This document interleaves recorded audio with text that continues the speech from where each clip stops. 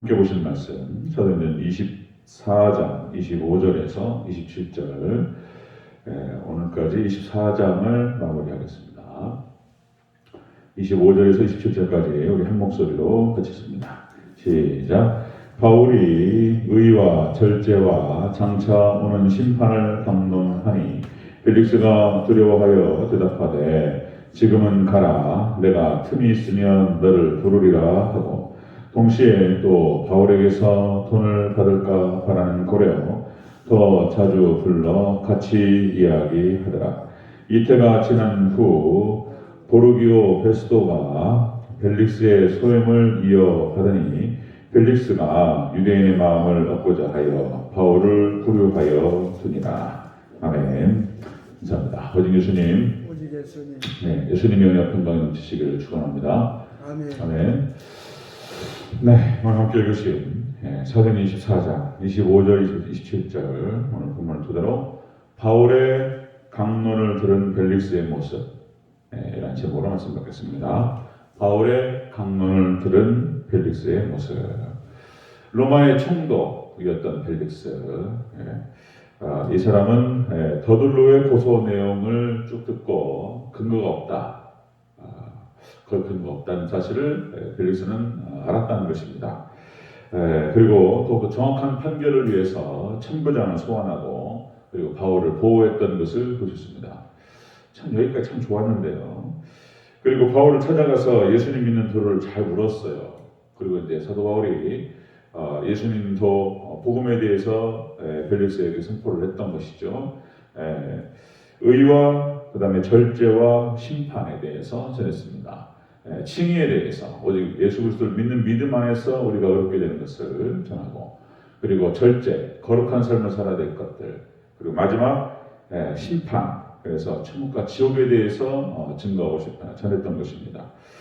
자, 이 진리를 들은 벨릭스의 반응이 오늘 본문에 나타나는데 안타까운 사람이라고 할 수 있습니다. 바울의 강론을 들은 벨릭스의 모습을 자세히 보도록 하겠습니다. 첫 번째로 두려워했다 이렇게 기록됩니다. 두려워했다. 25절을 다시 한번 읽습니다. 25절 시작. 바울이 의와 절제와 장차 오는 심판을 강론하니 벨릭스가 두려워하여 대답하되 지금은 가라. 내가 틈이 있으면 너를 부르리라 하고. 아멘. 자, 복음의 선포를 듣고 예수 그리스도를 믿는 믿음 안에서 의롭게 된다. 그리고 절제, 거룩한 삶을 살기 위해서 우리가 어떻게 싸워가야 할지 절제라고 표현했는데 영적인 싸움을 말하는 것이고요. 거룩한 삶, 성화를 얘기하는 것이고 그리고 이제 하나님의 심판. 자, 예수님께서 오셔서 마지막 그 심판하시고 그리고 우리는 천국과 지옥으로 나뉘게 될 것이다. 복음을 완벽하게 드러냈습니다. 자, 이 얘기를 듣고 두려워했다라고 기록되고 있는데요. 이 두려워서 깜짝 놀랐습니다. 이런 표현이에요. 엠포보스가 깜짝 놀랐다 이런 뜻이에요. 깜짝 놀랐다. 자, 복음의 메시지가 뚜렷했습니다. 그만큼 영혼이 이제 반응을 했다는 것이죠. 진리 앞에서 두려워했다. 모세를 하나님께서 이스라엘 출애굽을 위해서 보내시고 그리고 모세를 통해서 하나님의 뜻이 전달됐습니다. 그리고 놀랍게 하나님께서 모세를 통해서 놀라운 이적의 역사들이 벌어지기 시작했죠. 자, 그래서 애굽 전체가 두려워 떨었다 그렇게 기록되고 있습니다. 모세가 하나님처럼 보였다. 그래서 이스라엘 백성들은 반응을 했고 모세의 말을 듣고 출애굽을 하게 됩니다. 유월절을 지내고 그런데 역시 이제 애굽 사람들은 거기서 머물렀던 것이죠. 자, 어쨌든 이스라엘 백성들은 거기에 모세가 선포한 말씀과 그 사역에 반응을 해서 나왔던 것을 볼 수 있습니다. 자, 사무엘도 마찬가지죠. 사무엘 시대 때 이렇게 기록됩니다. 사무엘상 12장 18절. 자, 이에 사무엘이 여호와께 아뢰매 여호와께서 그날에 우레와 비를 보내시니 모든 백성이 여호와와 사무엘을 크게 두려워하니라. 하나님께 사무엘을 통해서 역사하시는 것을 보고 이스라엘 백성들이 영적으로 잠들어 있었어요.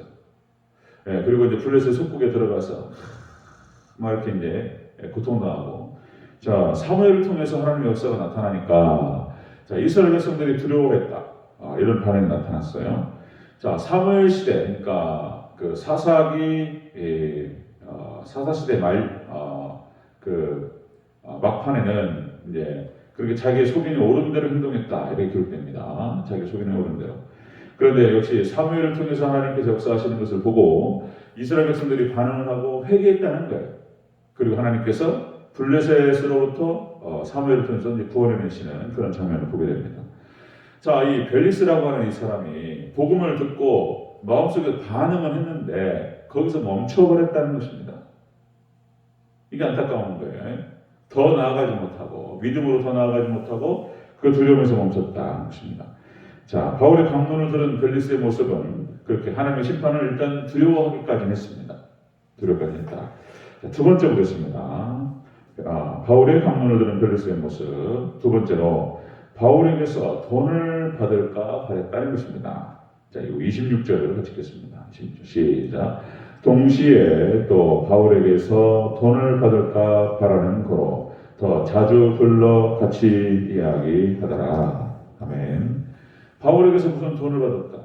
이게 뇌물을 기대했던 거예요. 이 모습을 통해서 우리가 볼 때에 이 벨리스라고 하는 사람이 그 천국의 자리에 앉으면서 그 뇌물을 받는 것에서 익숙해 있었던 사람이라고 판단이 돼요. 그 권력의 자리에서 권력이 딱 들어가면 이제 뭐 돈에 가까워지는 것이죠. 예, 권력의 단맛이 그런 거죠. 권력의 단맛이. 예, 우리나라 권력자들 중에서 다 돈과 연관돼가지고 그렇게 해서 어렵게 되는 사람 많잖아요. 그러니까 돈을 받고 뇌물을 받는 데 익숙해 있었던 그런 총독의 모습, 벨리스의 모습을 볼 수가 있습니다. 이 돈 때문에 망해요. 하여튼간에 탐욕 때문에 망하는 것인데 여러분들 엘리야 시대 때 엘리야의 사환이었던 게하시가 이 탐욕 때문에 망합니다. 탐욕 때문에. 자, 나만 장군이 찾아오죠. 이제 나만 장군이 문둥병에 걸려서 이제 엘리사가 능력 있다는 얘기를 듣고 암몬의 장군이었잖아요. 아람 사람이었던 나만이 찾아와서 이게 이제 그 엘리사가 밖에 내다보지도 않고 말만 전한단 말이죠. 요단강에 가서 7번 몸을 씻으라.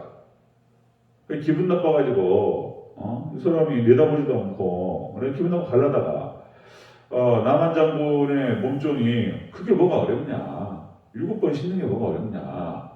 그래가지고 7번 씻었단 말이죠. 그랬더니 세상에 문둥병이 나왔습니다. 그래서 이제 거기에 대한 고마움으로 가지고 왔던 이제 그 물질을 드리려고. 근데 그것도 안 맞는단 말이죠. 그러니까 이제 게하시가 이걸 받아요. 엘리사하고 상관없이. 그것이 열왕기하 5장 20절에 나옵니다. 열왕기하 5장 20절에 게하시가 스스로 이르되 내 주인이 이 아람 사람 나아만에게 면하여 주고 그가 가지고 온 것을 그의 손에서 받지 아니하였도다. 여호와께서 살아계심을 두고 맹세하노니 내가 그를 쫓아가서 무엇이든지 그에게 받으리라. 그래가지고 그걸 받아갖고 왔단 말이죠. 그리고는 안 받았다 그래. 안 받았다. 네가 어디 갔다 왔느냐? 나 오르면서 왔단 말이야. 이게 이제 이 탐욕 때문에, 물질 때문에 거기서 이제 엘리사가 선포를 해버립니다. 나만의 문둥병이 나병이 너에게 임할지어다. 그래가지고 그냥 게하시가 문둥병에 걸려버립니다. 거기서 끝나는 것이 아니었고 그 문둥병이 자손에게 내려가 버려요. 아주 그냥 큰 형벌을 받아버렸어요. 그러니까 이제 유전이 되어버립니다. 문둥병이. 그런 안타까운 일들이 게하시에게 있었다는 것입니다.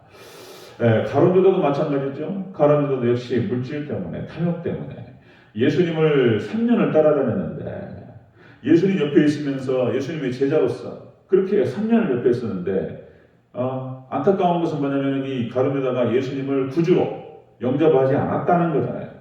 온전히 자신의 주인과 자신의 왕으로 모셔드린 적이 없었다는 거잖아요. 그러니까 물질 때문에 물질로 인해서 예수님을 돈 받고 팔아버리는 그런 일들을 해냈다는 것입니다. 가룟 유다의 안타까운 모습, 벨리스에게서도 그런 모습이 나타난다는 것입니다. 자, 바울의 강론을 들은 벨리스의 모습은 심판을 두려워하는 데까지는 갔어요. 심판이 있는 거? 놀라는 데까지는 갔는데 탐욕 때문에 탐욕을 버리지 못합니다. 자, 세 번째 보겠습니다. 바울의 강론을 들은 벨리스의 모습 세 번째, 유대인의 마음을 얻고자 바울을 구류했다. 이렇게 기록됩니다. 27절을 같이 읽습니다. 시작. 이태가 지난 후 보르기오 베스도가 벨리스의 소임을 이어받으니 벨리스가 유대인의 마음을 얻고자 하여 바울을 부류하여 드니라. 아멘.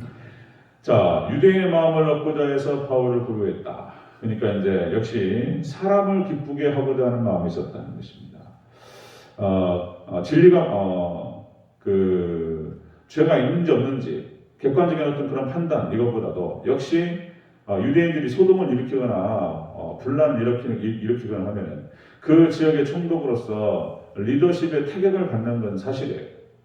리더십의 타격을 받고 행정관으로서 총독으로서 분명히 거기서 정치적인 입지가 좁아지고 여러 가지 곤란한 상황들이 벌어질 수 있겠죠. 그러니까 이제 역시 이걸 생각하는 거예요. 역시 사람은 참 어려워요.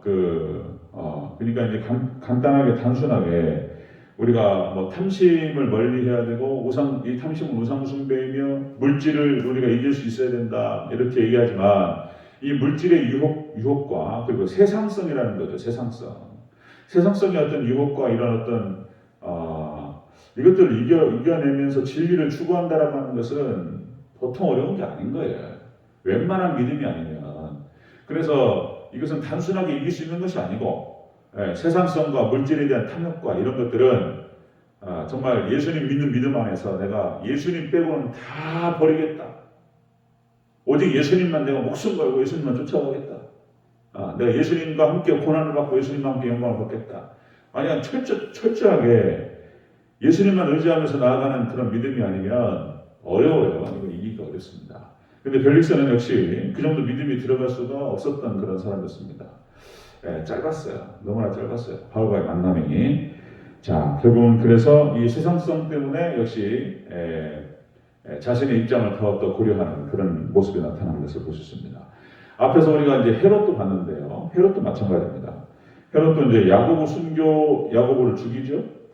유대인들 당시 이제 마찬가지입니다. 헤롯도 유대인의 총독으로서 자, 사도행전 12장 2절 3절에 나타나죠. 요한의 형제 야고보를 칼로 죽이니 유대인들이 이 일을 기뻐하는 것을 보고 베드로도 잡으려 할세 때는 무교절 기간이라. 야고보를 죽이니까 유대인들이 기뻐해요. 초대교회를 박해하니까. 그러니까 방향 이쪽을 잡는 거예요. 유대인들의 마음을 사로잡기 위해서 교회를 핍박하는 이제 이런 어리석은 짓을 헤롯이 했던 것입니다. 그래서 하나님께서 헤롯을 형벌하여 죽이죠. 충이 먹어 죽었다. 이게 대체 무엇일까? 벌레 먹어 죽었다. 비참한 그런 죽음을 맞이하는 것을 볼 수 있습니다. 자, 벨리스는 이렇게 진리를 듣고 두려움까지 반응을 했어요. 그런데 역시 탐심에 막혀가지고 거기서 멈춰버리는 것을 볼 수가 있습니다. 구원의 길이 막혔던 것이죠. 자, 여러분들 말씀을 정리하면 그렇습니다. 역시 바울의 강론을 들은 벨리스의 모습은 처음에 두려움으로 거기까지 들어왔는데 거기서 더 나아가서 온전히 예수님을 구주로 영접하고 그리고 거기에 자신을 온전히 내어놓는 거기까지 갔어야 되는데 중간에 멈춰버릴 수 있다는 것입니다. 구원의 길이. 자, 탐심을 버리지 못했고 사람을 기쁘게 하는데 거기에 이제 객관적인 진리와 진실보다도 사람의 눈치를 보는 그런 모습을 나타내는 것을 볼 수 있습니다. 세상성과 세속화를 이기는 것이 어렵습니다. 여러분들 철저한 믿음으로 예수님 의지하면서 세상성과 탐욕과 물질 이런 미혹 이런 것들을 이겨내는 저와 여러분 되시기를 주여 축원합니다. 아멘. 기도하겠습니다.